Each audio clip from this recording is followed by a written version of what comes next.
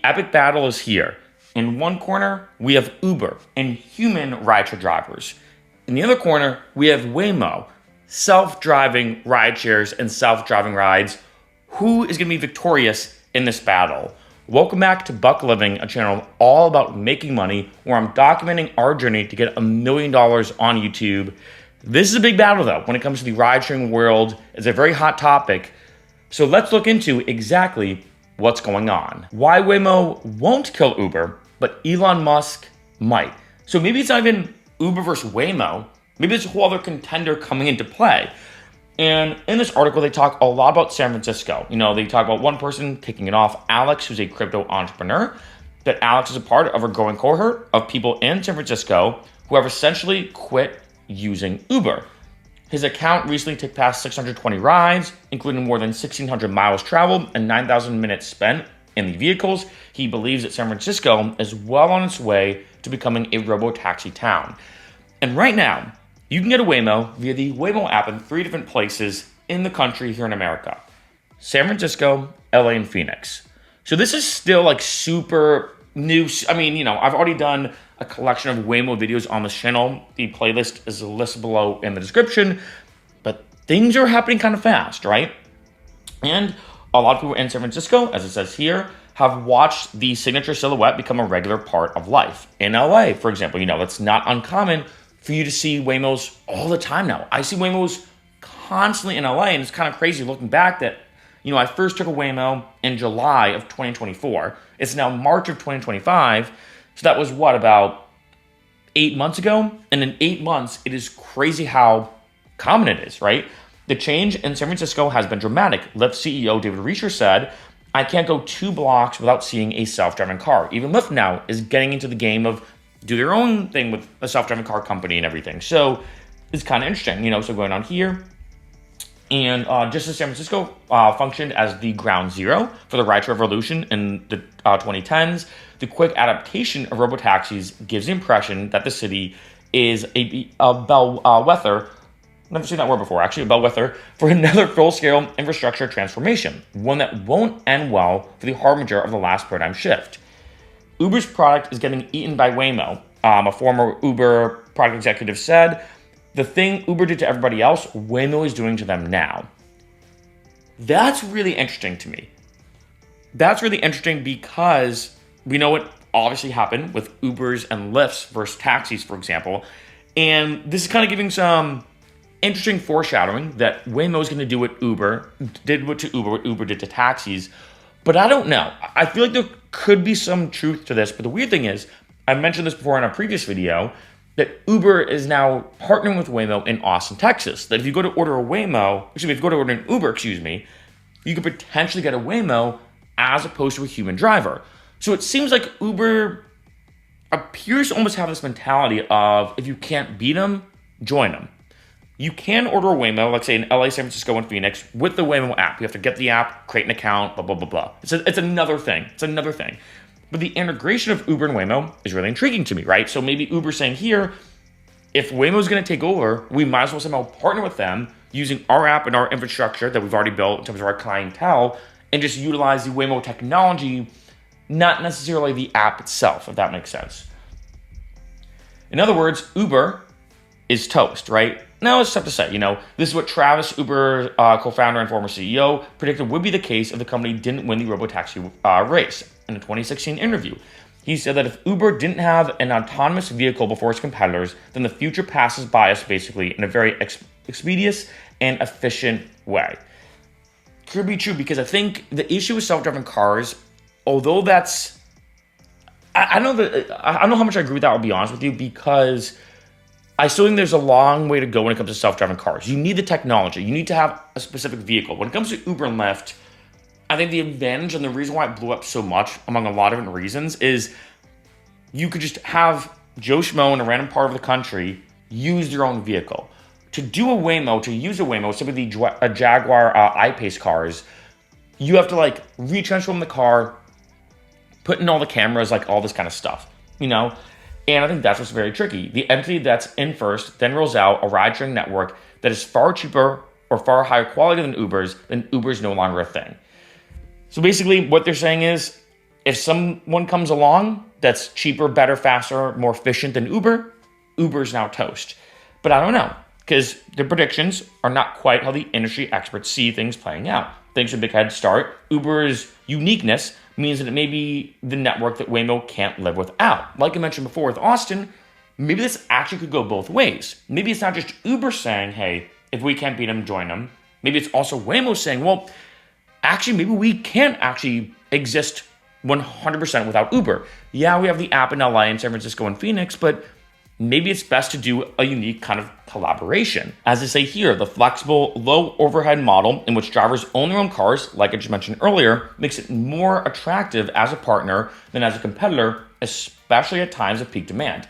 Like I said, it is the perfect combination, better or for worse, depending on how you look at it, that Uber has this massive clientele. Everyone knows it. Everyone has an account. People's credit card information isn't on the app. Then they pair that with the Waymo self-driving technology in terms of the vehicles, and boom, they're all set to go. But that doesn't mean Uber is safe, because beyond Waymo looms another threat to its business model in the form of Elon Musk.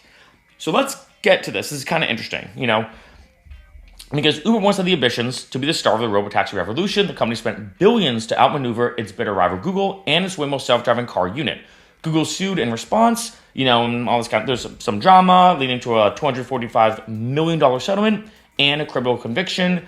But moving down here, Uber waved the white flag on developing autonomous technology in-house in 2020 when it sold off its research unit, citing its high expense. That being said, Uber's still dominant when it comes to ride sharing. In 2024, Uber had $9.8 billion in net income, a 4-time increase from the previous year, while Waymo, which is owned by Google's parent company Alphabet, has guzzled more than $11 billion from investors with no profit in sight. Uber and Lyft, especially in the beginning, were very unprofitable, in the red, operating at a loss, and so now obviously they're doing better, but Waymo's kind of in still that infancy category that Uber and Lyft was as well, where they were they're just spending an insane amount of money. Now, granted, a lot of this from investors is in the hopes that it is going to work out, as self-driving cars and robotaxis could be the big future, but it's tough to say, Uber's operating at a scale so large that at one point in December, there were 1 million trips happening through its platform simultaneously. That's wild. That's absolutely wild, right? That's more than the entire population of San Francisco using our platform at the same time. But another way, Uber makes 1,000 times the trips Waymo does every week. Granted, though, Waymo's not everywhere. Like I said, Waymo's not everywhere, and I think that's something to keep in mind. But data released in December apparently show Waymo rapidly chipping away at its market shares of Uber and Lyft. When Waymo launched in 2023, Uber and Lyft had San Francisco market shares of 66% and 34% in terms of the rides, right? 15 months later, though, at the end of 2024, Waymo was at 22%, the same as Lyft, with Uber at 55%. That is mind-blowing that already Waymo is pretty much at the same level as Lyft, at the same exact level as Lyft in San Francisco right now, with it seems to be more steam happening with it and then potentially trying to now take over Uber. There's a lot happening here. So that all being said, with how good Waymo's doing, how does Elon Musk come to play with this? If one person can dethrone Uber, it's Musk. He has long staked the future of Tesla on self-driving cars and poised a glorious future in which parking lots are replaced by parks. This is obviously a lot of speculation, as you can imagine, but it's really interesting that he's coming directly for Waymo and Uber's lunch.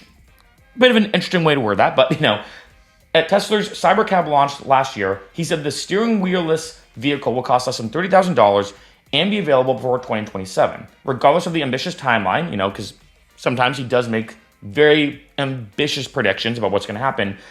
Tesla developing a low-cost, scalable car would be a serious game-changer. Unlike Waymo, which currently uses LiDAR for depth perception and remote human operators for tricky situations, both of which are expensive and hard to scale, Tesla is building cars that rely solely on cameras and are fully autonomous under all conditions.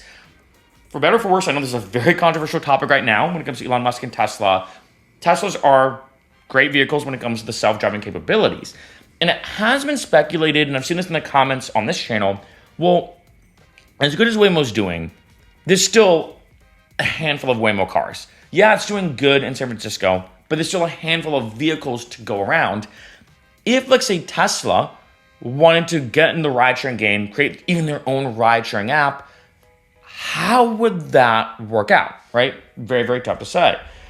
This future also threatens Uber. Musk said that if Tesla owners would eventually be able to rent out their self-driving vehicles and generate income as part of a Tesla robotaxi network. While questions remain about insurance and legal liability, Tesla could potentially have a huge fleet of cars able to come online when demand surges. This to me is the big thing. And I've seen a lot of talk about this as well. That what would happen if Elon said to every Tesla owner, hey, we're doing a new program right now. If you download this app, you can be a Tesla driver, rideshare driver, but here's the catch. You don't have to work. You basically rent out your car, you hit a button. When, let's say, you're not working, let's say you're at home, you're watching Netflix, your Tesla could be out driving, doing all these self-driving rides, just like Waymo does. You make money. It's literally the definition of passive income. The Tesla comes back, we take a cut of whatever you made. You basically get money for doing nothing, for just letting us use your Tesla to get people from point A to point B. And here's the thing, if somehow they were able to do that, like, again, I think there are some issues, insurance, legal liability. I know with Waymo, like they just mentioned here too, they do have operators looking at the videos of all Waymos. With a Tesla, how would that work exactly? Like, would they have a special support team? What would happen if something went wrong in Tesla? Like, there are a lot of unanswered questions here, but it is an interesting kind of perspective of how easy it could be, or maybe not, for Tesla to say, hey, we already have all these vehicles out in the open. We already have the self-driving technology. Let's just make an app, figure out the legal stuff and the logistics, and then have any Tesla driver, any person who owns a Tesla really, to just let their car out. You let it out, it does its thing, and it comes back, and you make passive income. Kind of interesting, right? What they want to do is decentralize what Uber does. This future is entirely uncertain, and it's currently in the hypothesis phase of the robotaxi revolution. Of course, this is so much speculation on this video, but it's interesting. It's very interesting to me seeing what could potentially happen. We don't know if Waymo's unit economics work, if Tesla's technology will ever work. Other unknowns include China's aggressive approach to building low-cost robotaxis and Amazon's plans for Zoox. First time I've actually heard about them until this article. It's self-driving unit. So there's a lot of companies and entities jumping into this robotaxi revolution and the whole self-driving car arena. The former product executive who believes Waymo is a threat to Uber said the landscape is in so much flux right now that even if you took Steve Jobs, resurrected him, and made him head of Uber, would he solve the problem? I don't know. Because there's just so much happening all at once. Saad, who lives in San Francisco, regularly overhears people discussing the jousting match between Waymo and Uber, but believes the title card combatants should be switched out. It's a mischaracterization to describe this as Waymo versus Uber. It's the Uber network versus Elon Musk. And that's the interesting thing, that when it comes to Teslas and everything right now, they are very far ahead when it comes to their self-driving technology, the vehicles, et cetera, et cetera.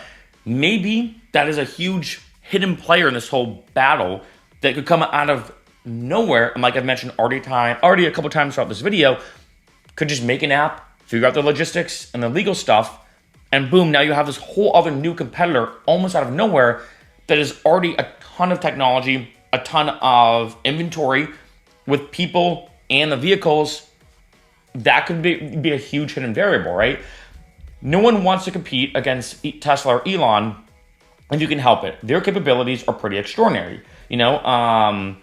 Like right here, that the Uber CEO said last month that rather than compete, the company should find a way to partner, given the fact that 150,000 Uber drivers already use Teslas. Now I know, so much to unpack here, a lot that we talked about when it came to this article, and a lot of it is speculation, right? But I think at the end of the day, there's no denying it that right now the ride-sharing landscape is very uncertain. And it seems like a lot of companies, Amazon, Tesla, etc., of course, Uber and Lyft, are looking into self-driving cars, and it makes sense. You don't have to have a human driving it. You don't have to really have payroll. It's the definition of robots or AI taking over people's jobs. The definition of it, which is why for a lot of companies, although take like Alphabet, right, being in a lot of debt and not doing that well when it comes to Waymo, a lot of companies are willing to kind of almost take that risk right now and spend an absurd billions of dollars in terms of the money just because they feel like in the long run it's going to be worth it and they will be more profitable.